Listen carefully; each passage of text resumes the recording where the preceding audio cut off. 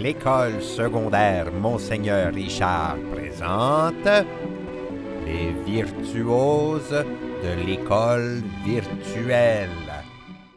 Enseigner à distance avec un ordinateur. On croirait un récit de science-fiction. Mais la réalité est qu'un cours à distance est semblable à une leçon en classe avec de charmantes consignes de comportement.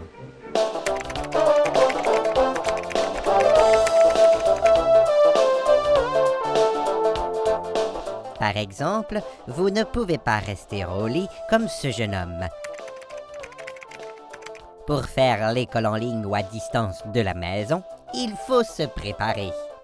Moi, je prépare toutes mes choses pour ma rencontre. Je m'installe à une table ou un bureau et je prends des notes de cours de mes cours. Moi, je suis à l'heure et je vérifie que le clavardage fonctionne dès mon arrivée. Et quand j'ai des questions, j'utilise le clavardage pour poser mes questions à mon enseignante. J'utilise le micro pour parler dedans et je le mets en sourdine quand c'est pas mon tour de parler parce que j'attends mon tour pour parler. Comme ça. Et quand je parle avec mon institutrice et mes camarades virtuels, je le fais avec respect, en respectant les règles de communication et avec un langage soigné à l'oral et à l'écrit.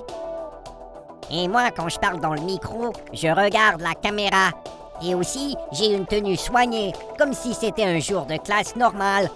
Je peux même demander à ma maman de m'aider pour être sûr que ce soit bien fait.